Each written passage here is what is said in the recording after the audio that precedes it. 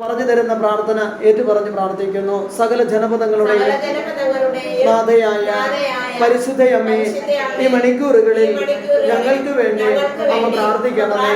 ഞങ്ങളുടെ ജീവിതത്തിലെ എല്ലാ അവസ്ഥകളിലും അവിടുത്തെ പുത്രനും ഞങ്ങളുടെ കർത്താവുമായ യേശുക്രിസ്തുവിന്റെ അഭിഷേകം നിറയപ്പെടുവാൻ അമ്മ പ്രാർത്ഥിക്കണമേ. അന്ധനായ ബർത്തിമൂസിന്റെ നിലവിളി കേട്ട് അവന്റെ ജീവിതത്തിൽ അഭിഷേകം നിറച്ച അവിടുത്തെ പുത്രനെ കൊണ്ട് ഞങ്ങളുടെ ജീവിതങ്ങളിലെ എല്ലാ മേഖലകളും അനുഗ്രഹിക്കണമേ. Hallelujah, hallelujah, hallelujah. നന്മ നിറഞ്ഞ മറിയമേ സ്വസ്തി.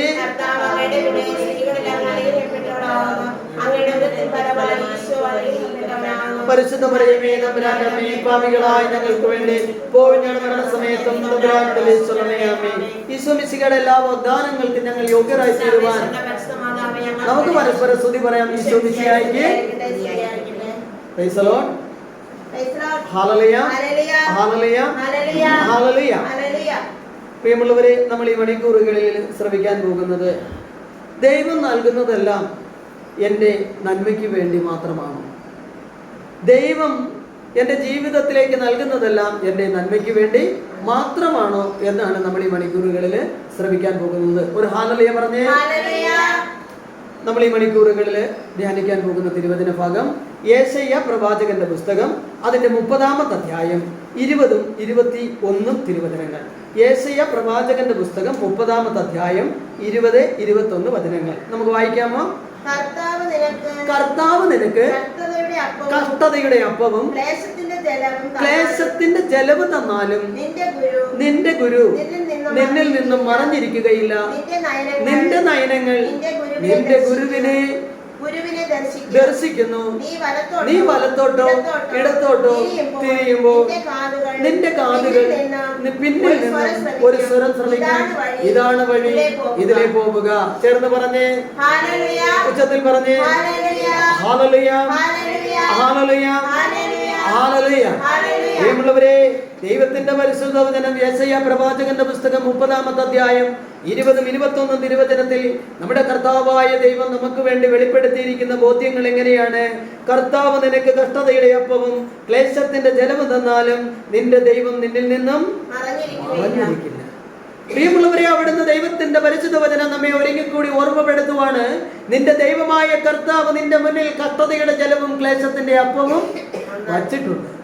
പ്രിയമുള്ളവരെ, ദൈവത്തിൽ ആശ്രയിക്കുന്നവർ, ദൈവത്തോട് ചേർന്ന് നിൽക്കുന്നവർ, ദൈവത്തിന്റെ കൃപയനുസരിച്ച് ജീവിക്കുന്ന മുന്നോട്ട് പോകുന്ന നിങ്ങളോട് നമ്മൾ ഓരോരുത്തരോടും കൂടി മണിക്കൂറുകൾ ദൈവത്തിന്റെ പരിശുദ്ധാത്മാവ് നമ്മെ ഓർമ്മപ്പെടുത്തുവാണ്.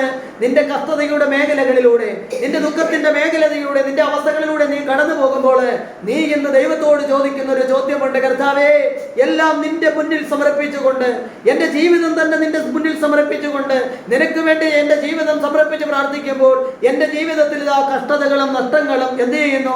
നിറഞ്ഞു തുളുമ്പുന്നു. എന്റെ ജീവിതത്തിൽ കഷ്ടതയും നഷ്ടങ്ങളും നിറഞ്ഞു തുളുമ്പുന്നു. എന്നാൽ ദൈവത്തെ അന്വേഷിക്കാത്തവർ, ദൈവത്തെ തേടാത്തവർ, പ്രാർത്ഥന പൂർവ്വം ജീവിക്കാത്ത വ്യക്തികളുടെ ജീവിതത്തിൽ ഒരു കുറവുമില്ലാത്ത രീതിയിൽ എന്താവുന്നു? അനുഗ്രഹം കൊണ്ട് അവർ നിറയുന്നു.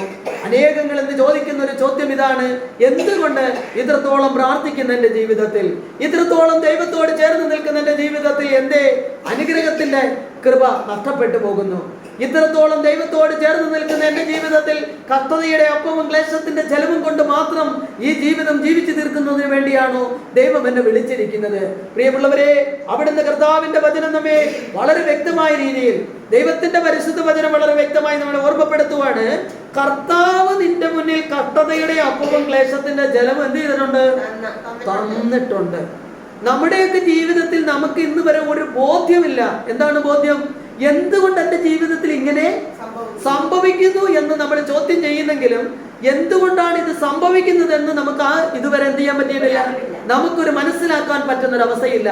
കാരണം ദൈവത്തിന്റെ പരിശുദ്ധ വചനം നമ്മെ ഓർമ്മപ്പെടുത്തുന്നത് എന്താണ്? ഇത് രണ്ടും, കഷ്ടതയുടെ അപ്പവും ക്ലേശത്തിന്റെ ജലവും ആരാ വെച്ചിരിക്കുന്നത്? ദൈവം തന്നെയാണ് വെച്ചിരിക്കുന്നത്. പ്രിയമുള്ളവരെ, ഞാൻ ചോദിക്കുകയാണ്, ഇത്രത്തോളം ദൈവത്തോട് ചേർന്ന് ദൈവത്തിന്റെ കൽപ്പനകൾ അനുസരിച്ച് കർത്താവിന് പ്രീതികരമായ രീതിയിൽ ജീവിക്കുന്ന എന്റെ ജീവിതത്തിൽ കഷ്ടതയുടെ ജലവും ക്ലേശത്തിന്റെ അപ്പവും എന്തിനു വേണ്ടി കർത്താവ് വച്ചിരിക്കുന്നു? എന്തിനു വേണ്ടി? നമ്മൾ ഓരോരുത്തരും ഈ മണിക്കൂറുകളിൽ ധ്യാനിക്കാൻ പോവുകയാണ്. എൻ്റെ കർത്താവേ, എൻ്റെ കർത്താവേ, എന്തുകൊണ്ട് നീ എന്നെ ഉപേക്ഷിച്ചു? ആര് പ്രാർത്ഥിച്ച പ്രാർത്ഥനയാ? നമ്മുടെ സർവശക്തനായ യേശുക്രിസ്തു എവിടെ കിടന്നുകൊണ്ടാ? കുരിശിൽ കിടന്നുകൊണ്ട് പ്രാർത്ഥിച്ചു. സങ്കീർത്തനം 22 എഴുതി വെച്ചിരിക്കുകയാണ്, എൻ്റെ കർത്താവേ, എൻ്റെ കർത്താവേ, എന്തുകൊണ്ട് നീ എന്നെ ഉപേക്ഷിച്ചു? പ്രിയമുള്ളവരെ, കർത്താവ് ദൈവത്തിനെ, പിതാവായ ദൈവപുത്രനെ ഉപേക്ഷിച്ചതാണോ? ആണോ? ഒരിക്കലുമല്ല. പ്രിയമുള്ളവരെ, ദൈവമായ കർത്താവ് യേശുക്രിസ്തു ഈ ഭൂമിയിലേക്ക് എന്തിനാണ് കടന്നു വന്നതെന്ന് ചോദിച്ചാൽ നമുക്ക് പറയുവാൻ സാധിക്കണം, ഈശോ ഈ ഭൂമിയിലേക്ക് കടന്നു വന്നതിന്റെ ഏറ്റവും വലിയ പ്രാധാന്യം എന്ന് പറയുന്നത്, തന്റെ പിതാവായ ദൈവം തനിക്ക് വെച്ചിരിക്കുന്ന പാനപാത്രം എന്ത് തന്നെയായാലും അത് സന്തോഷത്തോടെ വാങ്ങി കുടിച്ചുകൊണ്ട് തന്റെ പിതാവായ ദൈവത്തെ മഹത്വപ്പെടുത്തലായിരുന്നു പുത്രനായ ദൈവത്തിന്റെ ദൗത്യമെങ്കിൽ, എന്നെയും നിന്നെയും പേര് ചൊല്ലി വിളിച്ചിരിക്കുന്ന, എന്റെയും നിന്റെയും അപ്പനാണെന്ന് അവകാശപ്പെടുന്ന ദൈവം ഇന്ന് ഈ സമൂഹത്തിൽ, ഇന്ന് ഈ ഭൂമിയിൽ എന്റെ ജീവിതത്തിൽ വച്ചിരിക്കുന്നതെല്ലാം സന്തോഷത്തോടെ സ്വീകരിച്ചുകൊണ്ട് എന്റെ ദൈവത്തിന് മഹത്വപ്പെടുത്തുവാൻ എനിക്ക് സാധിക്കുന്നെങ്കിൽ അതാണ് എന്റെ ജീവിതത്തിൽ അനുഗ്രഹമായി തീരുന്ന അവസ്ഥകൾ. ചേർന്ന് പറഞ്ഞേ, ഉച്ചത്തിൽ പറഞ്ഞേ. പ്രിയമുള്ളവരെ, ഇന്ന് പ്രാർത്ഥനയിലൊക്കെ തീഷ്ണതയോടെ നിൽക്കുന്നവരുടെ ജീവിതത്തിൽ നിന്നും കഷ്ടതയുടെ ജലവും ക്ലേശത്തിന്റെ ഒപ്പവും മാറിപ്പോകണമെന്ന് നിങ്ങൾ എന്ത് ചെയ്യുന്നില്ല? നിങ്ങൾ പിടിവാശി പിടിക്കുന്നു. പ്രിയമുള്ളവരെ, കൂടുതൽ തീഷ്ണതയോടെ പ്രാർത്ഥിക്കുന്നവർ, ദൈവത്തിന്റെ മുന്നിൽ കർത്താവെ എന്ന് വിളിച്ച് കർത്താവിന് പ്രീതികരമായി ജീവിക്കുന്നവർ, വെളുപ്പാൻ രാവിലെ ഉണ്ടായിരിക്കുന്ന കാലാവസ്ഥ എന്ത് തന്നെയായാലും അതിനെയൊക്കെ മാറ്റിവെച്ച് വിശുദ്ധ കുർബാനയിൽ അഭയം പ്രാപിച്ചുകൊണ്ട് വിശുദ്ധ കുർബാനയിൽ ജീവിക്കുന്ന അനേകങ്ങളുടെ ജീവിതത്തിൽ നിന്നും കഷ്ടതയുടെ അപ്പവും ക്ലേശത്തിന്റെ ജലവും എന്ത് ചെയ്യുന്നില്ല?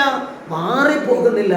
അവർ ഒരുപാട് പ്രാർത്ഥിക്കുന്നു. ഓരോ വിശുദ്ധ കുർബാനയിലും പുരോഹിതൻ കാസയും പിലാസയും എടുത്ത് ഇതാണ് എന്റെ ശരീരമെന്ന്, ഇതെന്റെ രക്തമാണെന്ന് പറയുമ്പോൾ, കർത്താവേ, എന്റെ ജീവിതത്തിലേക്ക് വന്നിരിക്കുന്ന, എന്റെ ജീവിതത്തിൽ ഇപ്പോൾ അവസ്ഥയാൽ കടന്നു പോകുന്ന കഷ്ടതയുടെ ജലവും ക്ലേശത്തിന്റെ അപ്പവും മാറിപ്പോകണമേ എന്ന് നീ ഉച്ചത്തിൽ നിലവിളിച്ച് പ്രാർത്ഥിക്കുന്നെങ്കിലും ആ ക്ലേശത്തിന്റെയും കഷ്ടതയുടെയും അപ്പവും ജലവും നിന്റെ സർവശക്തനായ ദൈവം നിന്റെ ജീവിതത്തിൽ സ്വർഗത്തിന്റെ മഹത്വമായി നൽകിയിരിക്കുന്നതാണെങ്കിൽ നീ എത്ര പ്രാർത്ഥിച്ചാലും എന്ത് ചെയ്യില്ല?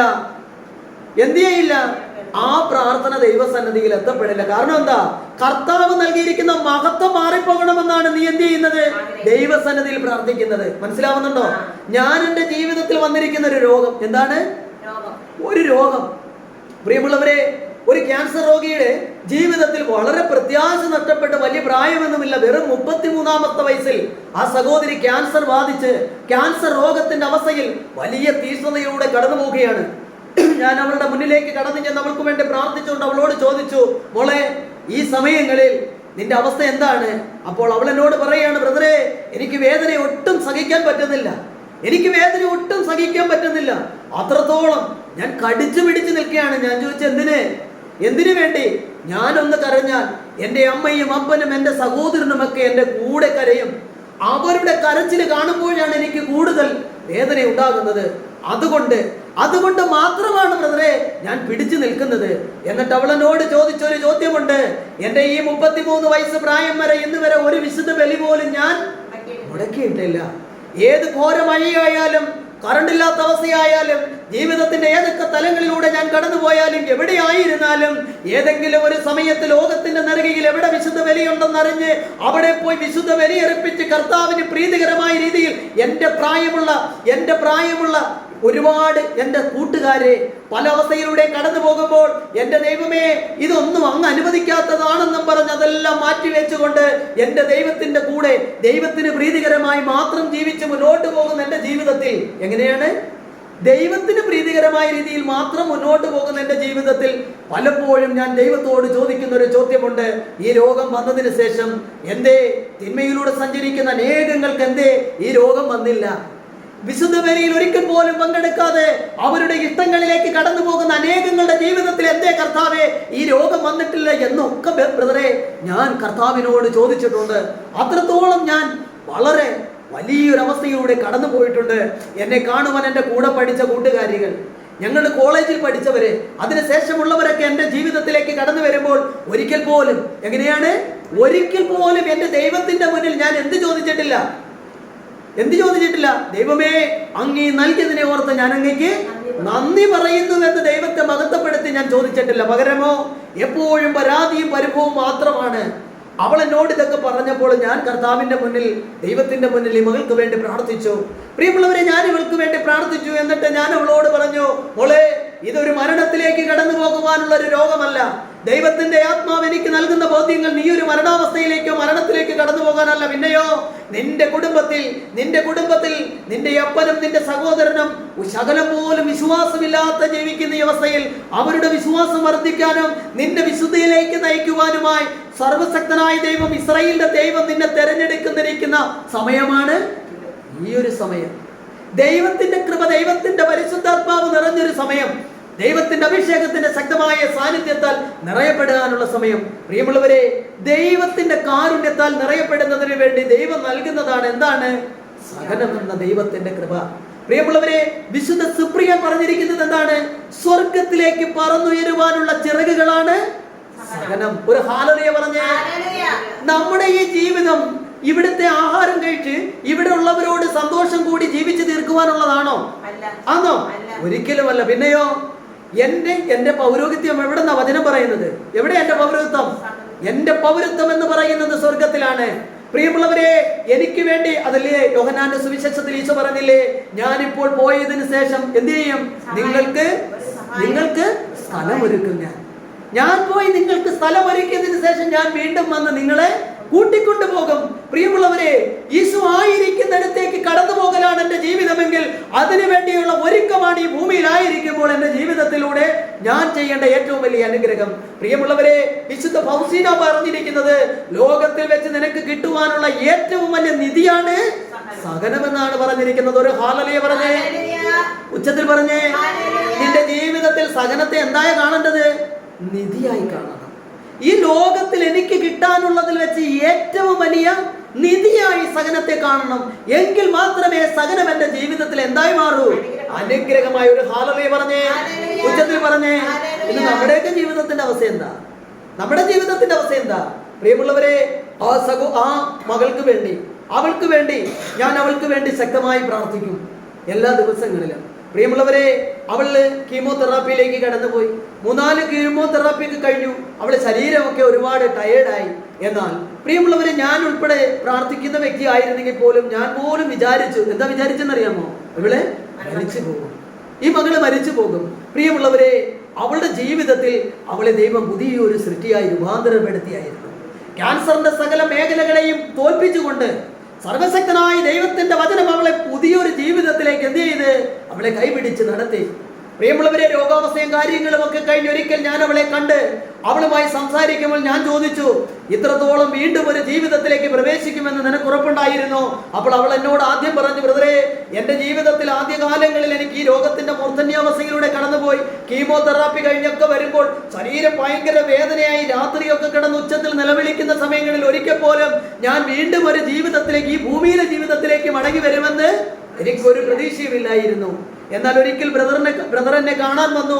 എൻ്റെ അടുത്തിരുന്ന് കുറെ നേരം സംസാരിച്ചില്ലേ.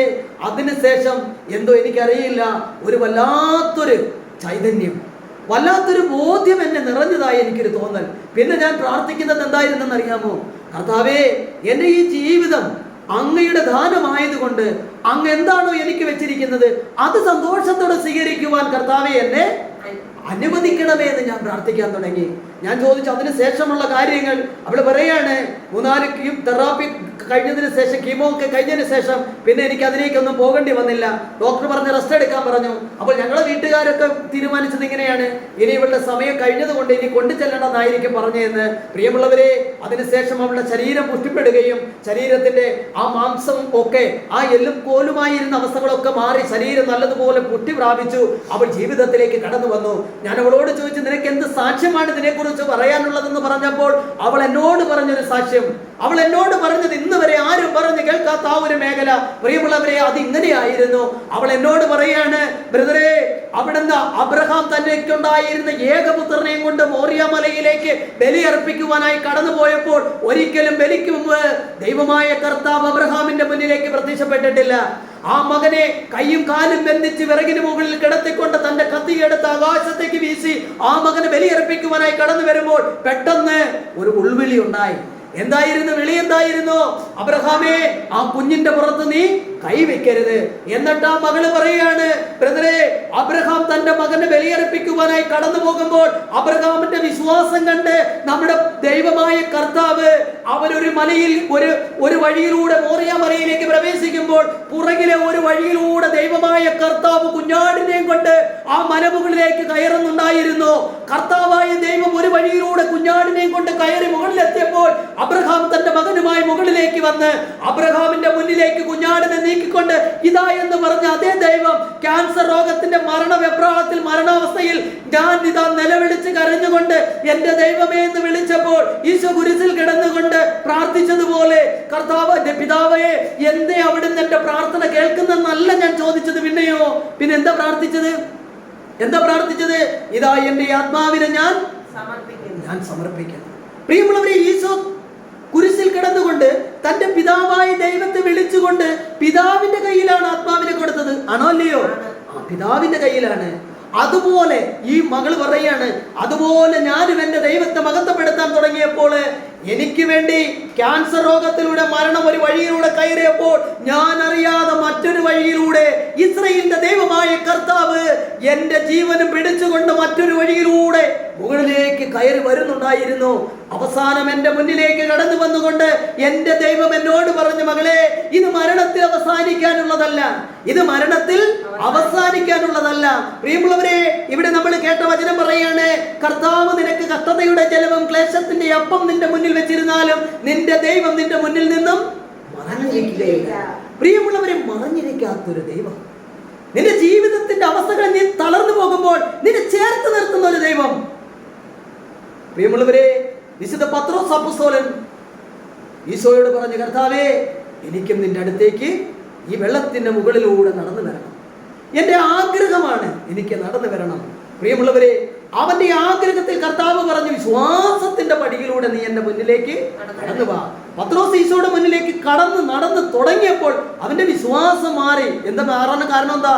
ഞാനിതാ ഈ ജലത്തിന്റെ മുകളിലൂടെ നടക്കുന്നു.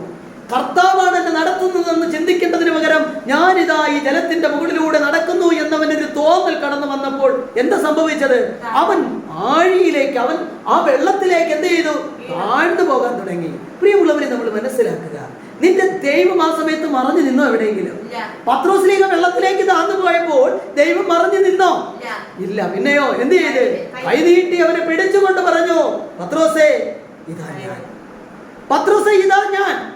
ഇന്ന് നമ്മുടെ ജീവിതങ്ങളിൽ, നമ്മുടെ കുടുംബങ്ങളിൽ, പ്രാർത്ഥിക്കുന്ന വ്യക്തിയുടെ ജീവിതത്തിൽ അവസ്ഥകളും കഷ്ടതകളും കടന്നു വരുമ്പോൾ അവർ ചോദിക്കുന്ന ഒരു ചോദ്യമുണ്ട്, എന്തേ കർത്താവേ എന്റെ ജീവിതത്തിൽ ഈ അവസ്ഥകൾ? എന്തുകൊണ്ട് എന്റെ ജീവിതത്തിൽ ഈ അവസ്ഥകള്? പ്രിയമുള്ളവരെ, വിശുദ്ധ മർക്കോസിന്റെ സുവിശേഷം 10-ാമത്തെ അധ്യായം അതിന്റെ 29-30 തിരുവചനം. മത്തായി കഴിഞ്ഞ അടുത്ത സുവിശേഷമാണ് മർക്കോസിന്റെ സുവിശേഷം. അതിന്റെ 10-ാമത്തെ അധ്യായത്തില് 29-30 വചനങ്ങൾ ഒന്ന് വായിക്കാമോ? യേശു പ്രതിവദിച്ചു, സത്യമായി ഞാൻ നിങ്ങളോട് പറയുന്നു, എന്നെ പ്രതിയും സുവിശേഷത്തെ പ്രതിയും ഭവനത്തെയോ സഹോദരന്മാരെയോ സഹോദരിമാരെയോ മാതാവിനെയോ പിതാവിനെയോ മക്കളെയോ വയലുകളെയോ ത്യജിക്കുന്നവരിൽ ആർക്കും ഇവിടെ വച്ച് തന്നെ 100 ഇരട്ടിയായി ലഭിക്കാതിരിക്കുകയില്ല. ഒരു ഹല്ലേലൂയ പറഞ്ഞേ, ഉച്ചത്തിൽ പറഞ്ഞേ. പ്രിയമുള്ളവരെ, ദൈവത്തിന്റെ പരിശുദ്ധ വചനം പറഞ്ഞു വെച്ചിരിക്കുന്നത് എന്താണെന്ന് നിങ്ങൾ കേട്ടോ? എന്താ കേട്ടിരിക്കുന്നത്? യേശു പ്രതിവദിച്ചു, സത്യമായി ഞാൻ നിങ്ങളോട് പറയുന്നു, എന്നെ പ്രതിയും. Hallelujah, hallelujah. നിന്റെ ജീവിതം ഒരു സുവിശേഷമായി മാറണം. നിന്റെ ജീവിതം സുവിശേഷമായി മാറാത്തത് കൊണ്ടാണ് നിന്റെ കുറവുകളെ ഓർത്ത് നീ എപ്പോഴും വിങ്ങിപ്പൊട്ടി നടക്കുന്നത്. നിന്റെ ജീവിതം സുവിശേഷമായി കർത്താവിന് സമർപ്പിച്ചാൽ ഒരിക്കലും ഈ ജീവിതത്തിലൂടെ കടന്നു വരുന്ന എന്റെ കുറവുകളിൽ, എന്റെ സാമ്പത്തിക മേഖലകളിൽ, എന്റെ കടബാധ്യതകളിൽ, ജീവിതത്തിന്റെ തലങ്ങളിൽ ഉണ്ടാകുന്ന അവസ്ഥകളിൽ ഒന്നിനെ കുറിച്ച് നെടുവീർപ്പെട്ടുകൊണ്ട് കർത്താവെ എന്തുകൊണ്ട് അവിടെ തന്നെ ഉപേക്ഷിച്ചു എന്ന് ചോദ്യം ചോദിച്ചുകൊണ്ട് നമ്മൾ ഒരിക്കലും എന്ത് ചെയ്യില്ല? ദൈവത്തിന്റെ മുന്നിലേക്ക് നടക്കുന്നവരില്ല. ഇന്ന് നമ്മുടെ ജീവിതം മുഴുവനും എന്തൊക്കെയാ? നമുക്ക് കർത്താവിനോട് എപ്പോഴും എന്തുണ്ട്? പരാതിയും പരിഭവവും. പരാതിയും പരിഭവവും നിറഞ്ഞതാണ് എൻ്റെ ഒരു ജീവിതം. പ്രിയമുള്ളവരെ, ദൈവത്തിന്റെ വചനം, നമ്മൾ ആദ്യം കേട്ട വചനത്തിൽ എന്താ പറഞ്ഞിരിക്കുന്നത്? നിന്റെ മുന്നിൽ കഷ്ടതയുടെ ജലവും ക്ലേശത്തിന്റെ അപ്പം വെച്ചിരുന്നാലും നിന്റെ ഗുരു എന്ന് പറയുന്നില്ല നിന്നിൽ നിന്നും. അപ്പൊ നമ്മൾ എന്താ മനസ്സിലാക്കേണ്ടത്? എന്റെ ജീവിതത്തിലേക്ക് ഒരു രോഗം കടന്നു വന്നാൽ, എന്റെ ജീവിതത്തിലേക്ക് ഒരു അവസ്ഥ കടന്നു വന്നാൽ, സാമ്പത്തിക കടബാധ്യതകളാൽ എന്റെ നിൽക്കുന്നുണ്ടെങ്കിൽ, എന്റെ കുടുംബത്തിൽ എല്ലാവരും എനിക്ക് എതിരായാൽ പോലും എന്ത് സംഭവിക്കില്ല? നിന്റെ ദൈവം ഒരിക്കലും നിന്നെ ഉപേക്ഷിച്ചിട്ട്. ഒരു ഹല്ലേലൂയ പറഞ്ഞേ, ഉച്ചത്തിൽ പറഞ്ഞേ. ദാനിയേൽ പ്രവാചകനെ കുറിച്ചൊന്ന് നോക്കിയേ. സിംഹക്കുഴിയിലേക്ക് ദാനിയേലിനെ എറിഞ്ഞതിന് ശേഷം സിംഹവും ദാനിയേലും മാത്രമാണോ അവിടെ ഉണ്ടായിരുന്നത്? ആണോ? അല്ല. ദാനിയേൽ പ്രവാചകന്റെ പുസ്തകത്തില് നബൂഖദ്നേസർ പറയാണ്, നമ്മള് അവിടെ ദാനിയേല് അവിടെ ഒരു ഉച്ചയും ബഹളവും ഒന്നും ദാനിയേലിൽ നിന്നും കേൾക്കുന്നില്ല. സാധാരണ അവിടുന്ന് 6 സിംഹത്തെ 7 ദിവസം പട്ടിണിക്കിട്ടിട്ടാണ് ദാനിയേലിനെ ആ സിംഹത്തിന്റെ മുന്നിലേക്ക്. എന്തിനു വേണ്ടിയാ? സിംഹത്തിന്റെ മുന്നിലേക്ക് ഇവൻ വീഴുമ്പോൾ തന്നെ എന്ത് ചെയ്യണം? സിംഹം അവനെ ഭക്ഷിക്കണം. അത്രത്തോളം വളരെ വളരെ വലിയ അവസ്ഥയിലായിരുന്നു ദാനിയേലിന്റെ അവസ്ഥ. എന്നാൽ പ്രിയമുള്ളവരെ, ദാനിയേൽ വിശ്വസിച്ചിരുന്ന ഇസ്രായേലിന്റെ ദൈവമായ കർത്താവ് സിംഹക്കുഴിയിൽ സിംഹത്തിന്റെ വായുകൾ ബന്ധിച്ചുകൊണ്ട് അവന് വലിയൊരു അനുഗ്രഹത്തിന്റെ അഭിഷേകം തുറന്നു വെച്ച് ആ കുഴിയിൽ അവന് വേണ്ടി കാത്തിരുന്നു. ചേർന്ന് പറഞ്ഞേ, ഉച്ചത്തിൽ പറഞ്ഞേ. ഇത്രത്തോളം വിശ്വസ്തനായ ഇസ്രായേലിന്റെ ദൈവത്തെ ആരാധിക്കുന്ന പ്രിയജനമേ, നീ എന്തിനു വേണ്ടി കഷ്ടതയുടെ ജലത്തെ ഓർത്ത് നിന്ന് നിലവിളിക്കണം? ക്ലേശത്തിന്റെ അപ്പം കണ്ട് നീ എന്തിനു വിരൽ പിടിക്കണം? കാരണം ഇതൊക്കെ നിന്റെ മുന്നിലുണ്ടെങ്കിലും നിന്റെ സർവശക്തനായ ഇസ്രായേലിന്റെ ദൈവം ഒരിക്കലും നിന്നിൽ നിന്നും മറഞ്ഞിരിക്കുന്നില്ല. പിന്നെയോ, നീ ഇടത്തോട്ടോ വലത്തോട്ടോ തിരിയുമ്പോൾ നിന്റെ കാതുകൾക്ക് പിന്നിൽ നിന്നും നിന്റെ യാത്ര ശരിയല്ലെങ്കിൽ, നീ പോകുന്ന വഴി ശരിയല്ലെങ്കിൽ, നിന്റെ തെരഞ്ഞെടുപ്പ് ശരിയല്ലെങ്കിൽ, നിന്റെ ദൈവമായ കർത്താവ് നിന്റെ പുറകിൽ നിന്നുകൊണ്ട് നിന്നെ വിളിക്കുന്നുണ്ട്. എന്താ വിളിക്കുന്നത്? മകനെ, മകളെ, നീ എടുക്കുന്ന തീരുമാനം, നീ യാത്ര ചെയ്യുന്ന വഴി, നീ ഇടത്തോട്ടോ വലത്തോട്ടോ തിരിയുമ്പോൾ നിന്റെ കാതുകൾക്ക് പിന്നിൽ നിന്ന് സ്വരം കേൾക്കാൻ പറ്റുന്ന രീതി ദൈവത്തിന്റെ കൃപയിൽ വസിക്കാത്തത് കൊണ്ടാണ് ഇന്ന് നിന്റെ ദൈവത്തിന്റെ കൃപ നിനക്ക് ലഭിക്കുവാൻ. ചേർന്ന് പറഞ്ഞേ, ഉച്ചത്തിൽ പറഞ്ഞേ. പ്രിയമുള്ളവരെ, യേശു പ്രതിപദിച്ചു, സത്യമായി ഞാൻ നിങ്ങളോട് പറയുന്നു, എന്നെ പ്രതിയും സുവിശേഷത പ്രതിയും. പ്രിയമുള്ളവരെ, കർത്താവിനെ ആരാധിക്കുന്നവർ, കർത്താവിനെ സ്നേഹിക്കുന്നവർ, ദൈവ കൽപ്പനകൾ അനുസരിച്ച് ജീവിക്കുവാൻ തെരഞ്ഞെടുത്ത പ്രിയജനമേ, നീ ദൈവത്തിന് പ്രിയപ്പെട്ടവനായതുകൊണ്ട്, യെശയ്യാ പ്രവാചകന്റെ പുസ്തകത്തിൽ പറഞ്ഞില്ലേ? എന്താ പറഞ്ഞത്? നീ എനിക്ക് വിലപ്പെട്ടവനും ബഹുമാനീയനും. ആലോചിച്ച് നോക്കിയേ, എന്റെ ദൈവം പറയുകയാണ് നമ്മളോട്. നമ്മുടെ ദൈവം നമ്മളോട് ഇങ്ങനെ പറയുന്ന ഒരു ദൈവത്തെ നമുക്ക് എവിടെ പ്രിയമുള്ളവരെ കാണാൻ പറ്റുക? എന്താ ഈ ദൈവം പറഞ്ഞത്? നീ എനിക്ക് വിലപ്പെട്ടവൻ. നമ്മൾ പറയാ, എന്റെ കർത്താവേ, ഇന്ന് എന്റെ അവസ്ഥ വളരെ വളരെ മോശമാണ്. എനിക്ക് ജീവിക്കാൻ പറ്റുന്നില്ല. എന്റെ വീട്ടിലുള്ളവർ ആരും എന്നെ സ്നേഹിക്കുന്നില്ല. എന്റെ മക്കൾ എന്നെ സ്നേഹിക്കുന്നില്ല. എന്റെ കുടുംബത്തിലുള്ളവർ ആരും എന്നെ സ്നേഹിക്കുന്നില്ല. എന്നാൽ കർത്താവിന്റെ പരിശുദ്ധ വചനം എന്താ പറയുന്നത്? എന്താ? ദൈവത്തിന്റെ പരിശുദ്ധ വചനം നമ്മെ ഓർമ്മപ്പെടുത്തുന്നത് ഇങ്ങനെയാണ്: നീ എനിക്ക് വിലപ്പെട്ടവനും ബഹുമാനീയനും പ്രിയങ്കരനുമാണ്.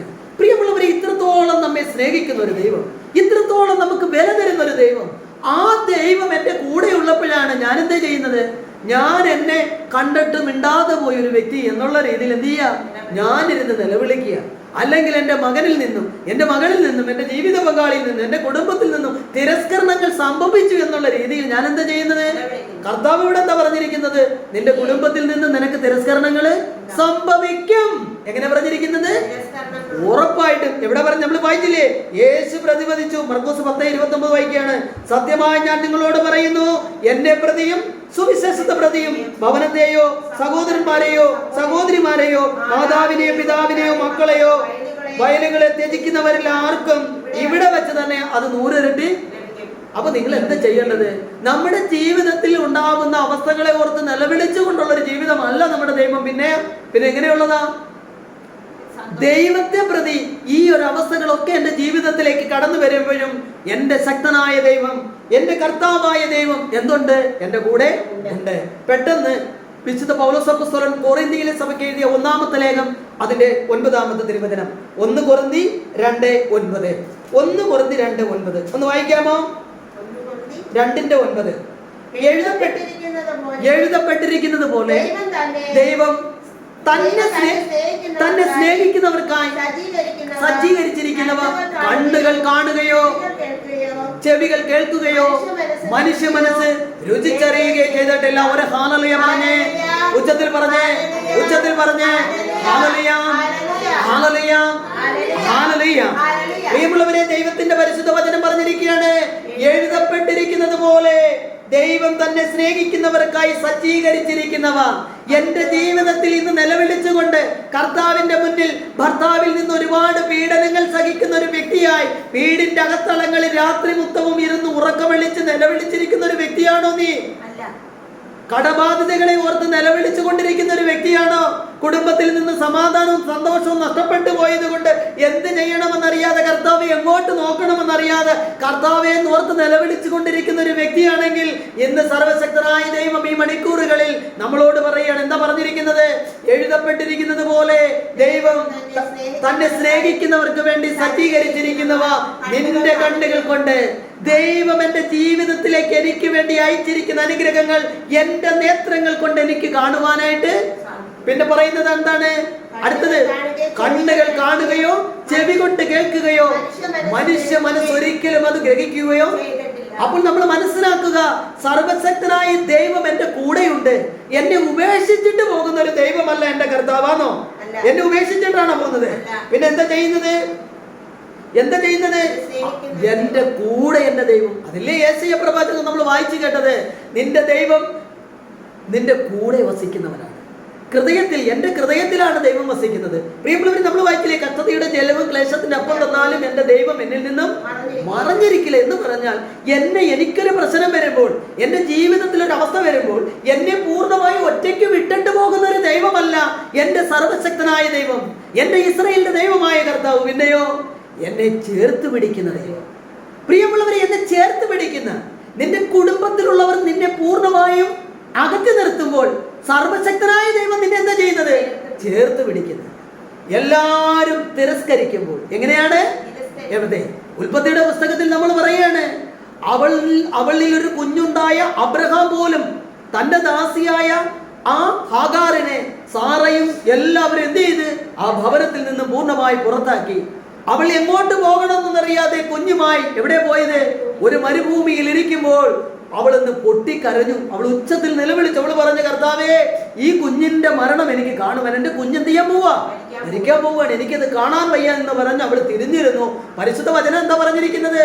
ദൈവത്തിന്റെ ആത്മാവ് അവിടെ ഇറങ്ങി വന്ന് അവളോട് പറഞ്ഞു, ഹാഗാർ, നീ ഭയപ്പെടേണ്ട, നിന്റെ നിലവിളി ദൈവസന്നിധിയിൽ. ഇത് കണ്ടോ?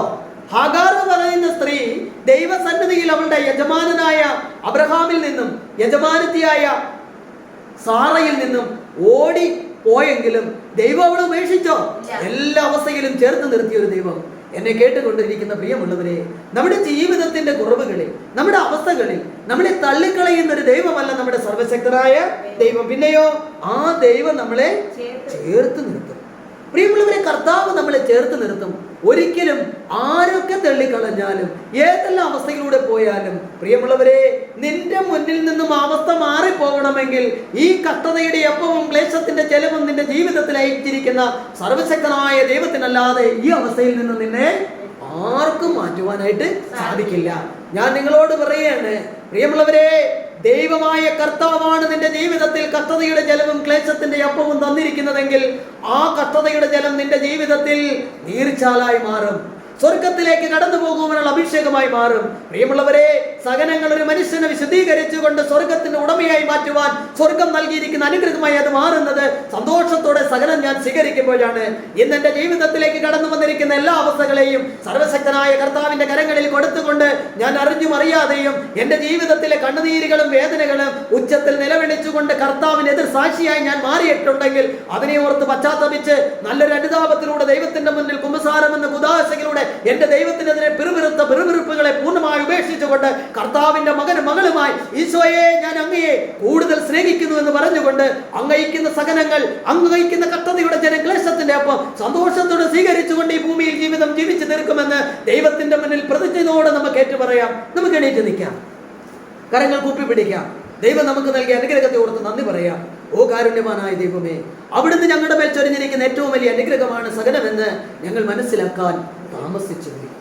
ഞങ്ങൾ മനസ്സിലാക്കുവാൻ, ഞങ്ങളുടെ ജീവിതത്തിലേക്ക് കടന്നു വന്നിരിക്കുന്ന ദൈവത്തിന്റെ അനുഗ്രഹമായി ഇതിനെ കണ്ട് ബോധ്യപ്പെടുവാൻ കർത്താവേ, ഞങ്ങൾ ഒരുപാട് താമസിച്ചു പോയി. ഈ നിമിഷങ്ങളിൽ ദൈവസന്നിധിയിൽ ഞങ്ങൾ ഏറ്റുപറയുന്നു, എന്റെ കർത്താവേ, അങ്ങ് അയച്ചിരിക്കുന്നതെല്ലാം സന്തോഷത്തോട് സ്വീകരിച്ചുകൊണ്ട് സ്വർഗത്തിന്റെ വലിയ അഭിഷേകമാക്കി മാറ്റിക്കൊണ്ട് ഇനി ജീവിതത്തിൽ ഒരിക്കലും പരാതിയും പരിവുമില്ലാതെ അങ്ങനെ ഇരിക്കുന്ന കർത്തതയുടെ ജലവും ക്ലേശത്തിന്റെ ഒപ്പവും സ്വർഗത്തിന്റെ മഹത്വമായി മാറുവാൻ കർത്താവേ, ഈ നിമിഷം മുതൽ അങ്ങയുടെ മുന്നിൽ ഞാൻ അങ്ങയെ മഹത്വപ്പെടുത്തി പ്രാർത്ഥിക്കും.